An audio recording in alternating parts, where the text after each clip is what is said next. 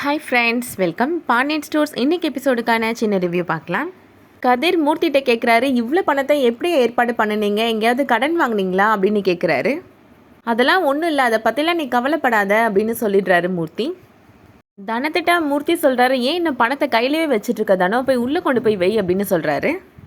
இவ்வளோ பணத்தை எப்படி மாமா புரட்டினீங்க அப்படின்னு தனம் கேட்குறாங்க. அக்கௌண்ட்டில் இருக்க பணத்தை தவிர மற்ற எல்லாம் கடன் தான் வாங்கியிருக்கு தனம் அப்படின்னு சொல்கிறாரு மூர்த்தி.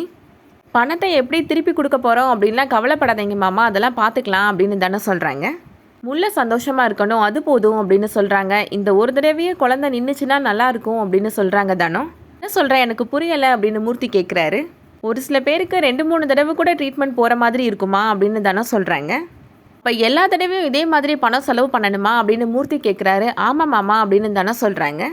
அடுத்ததான் ஐஸ்வர்யா கண்ணன் 2 பேரும் பேசிகிட்டு இருக்கிறத காமிக்கிறாங்க. ஐஸ்வர்யா கண்ணன்ட்ட கேட்குறாங்க, நாளைக்கு முல்லை அக்காவுக்கு ட்ரீட்மெண்ட் பண்ண போகிறாங்கல்ல, இந்த பணத்தை எப்படி ஏற்பாடு பண்ணாங்க அப்படின்னு கேட்குறாங்க. பண விஷயத்தை பற்றிலாம் எனக்கு தெரியாது அப்படின்னு சொல்கிறாரு கண்ணன்.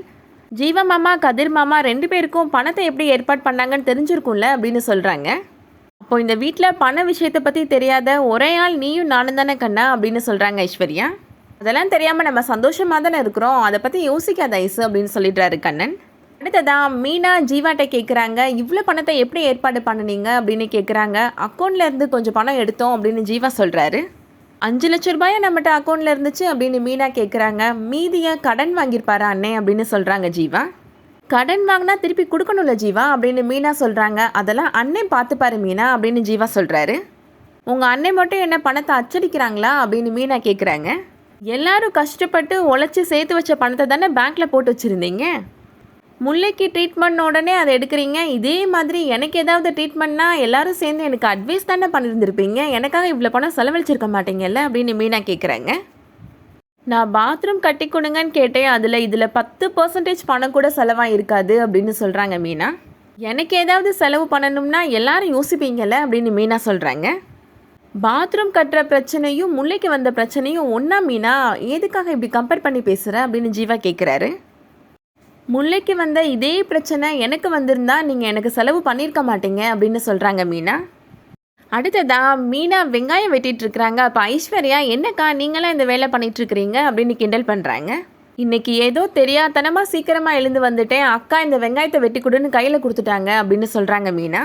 தனோ இப்போ அங்கே வராங்க. இன்னுமா நீ இந்த வெங்காயத்தை வெட்டிகிட்ருக்க, நான் உன்ட்ட கொடுத்து 1 மணி நேரம் ஆச்சு மீனா அப்படின்னு சொல்கிறாங்க.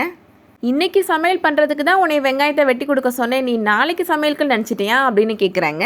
தனோ இப்போ அங்கேருந்து போயிடுறாங்க. அதுக்கப்புறமா மீனா ஐஸ்வர்யாட்ட கேட்குறாங்க, முல்லை எங்கேயோ கிளம்புற மாதிரி தெரியுது அப்படின்னு சொல்கிறாங்க. என்னக்கா அவங்க ட்ரீட்மெண்ட்டுக்கு போகிறாங்கன்னு உங்களுக்கு தெரியாதா அப்படின்னு ஐஸ்வர்யா கேட்குறாங்க.